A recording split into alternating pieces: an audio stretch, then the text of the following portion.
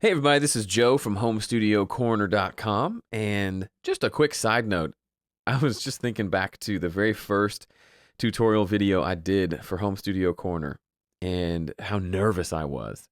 I'm pretty sure it was something like, "Hello everyone and welcome to this is Joe from HomeStudioCorner.com, and I want to show you how to use a reverb today." Anyway, it was not good. So thank you for sticking around. If you date yourself way back to the early days of Home Studio Corner, thanks for not abandoning me. I am much more comfortable doing this and I really enjoy it. I'm really thankful for you guys. So thanks for watching. Thanks for being a subscriber. Okay, so last week, you may remember this video I posted, how to not destroy your bass tone. And to recap, I essentially showed you a bass part that you can see here, where it seemed to me that the DI signal and the amp signal, they were both recorded simultaneously, seemed like there was a little bit of a latency or delay between one and the other. So I came in and I delayed one of the signals and got them a little more lined up, and there was a lot more bass. Got a lot of cool comments, you guys, especially on YouTube. You guys liked it a lot, said thanks for the help, yada, yada, yada. Well, I got this one comment from Mr. Stephen, or Stephan, I guess. Yeah, Stephan. And he makes some good points that it doesn't make sense that there would be a lot of delay between the speaker and the microphone versus the DI signal. But he's not very nice about it. He says, in conclusion, you really, really shouldn't be giving advice to anyone. And then I'm commenting, and he comes back and just says I'm hurting my reputation and giving out bad information, and really long, well thought out response. It just wasn't very nice. So anyway, to his credit, I think he made a valid point. So his point was delaying the signal was stupid and foolish and the wrong solution to the problem. And all I needed to do was flip the polarity of one of the tracks because they were just out of, quote, polarity with each other, not out of phase.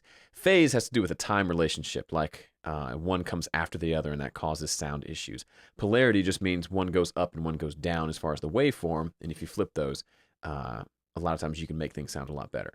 So rather than being defensive and feeling like, oh, he doesn't, he's just being mean, I'm not going to listen to him, I said, you know what, he might have a point. Let's go try it out.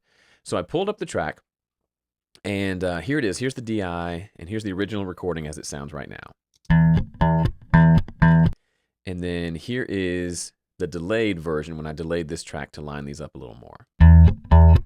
So more bass, right? There's no arguing that it doesn't sound a little better. And I essentially just went in and tried to kind of match crossover points a little bit. The waveform doesn't look exactly the same, but I got it to where these crossover points hit a little better.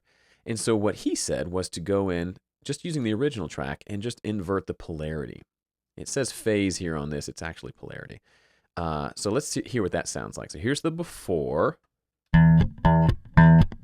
and then here's the after I invert the phase. Noticeable difference, right? There's no bass here.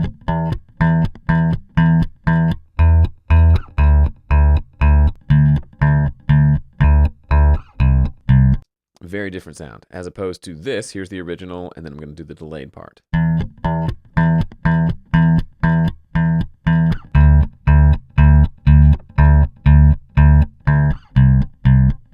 So they're different. I think the inverting the phase is probably the first thing I should have tried, to be completely honest with you. Should have just tried doing that and it said, okay, that's got more bass. I can work with that and move on. And could have gotten a great mix with that, no problem. But also delaying the signal, it's just different. The inverting the phase, I think, has more deep bass to it, but it also has some weirdness in the top end that I didn't like as much versus the delayed signal. So I don't know. They're so similar. I think it's really... you could go either way and be just fine. The point here is the original recorded track has something wrong with it. So the point here to take away is not, is Joe right, is Stephan right? We both know of a way to make the bass sound better. And so pick which one you want to do. If you want to invert the phase, that's probably a little easier and quicker to do. So maybe go that route. Or if you want to try, if you think there's a time align issue, try moving it around a little bit. You're not going to hurt anything. You can always go back to the original. But I just wanted to address that in this week's video, just to show that with everything that I teach you, there are multiple ways to do just about everything.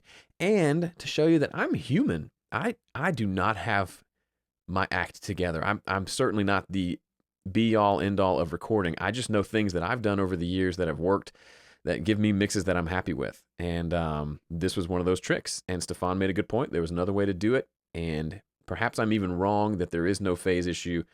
Maybe that's the case. But either solution sounded good and sounded better than the original. So that's the point to take away. Always try stuff. Always look for solutions. And be nice about it too. All right, that's it for me over at homestudiocorner.com. If you want to check out other stuff that I'm doing, there's lots of places you can go. Head over to homestudiocorner.com. That's your good starting point. Got lots of videos, articles. You can sign up for my newsletter, or you can just say hi.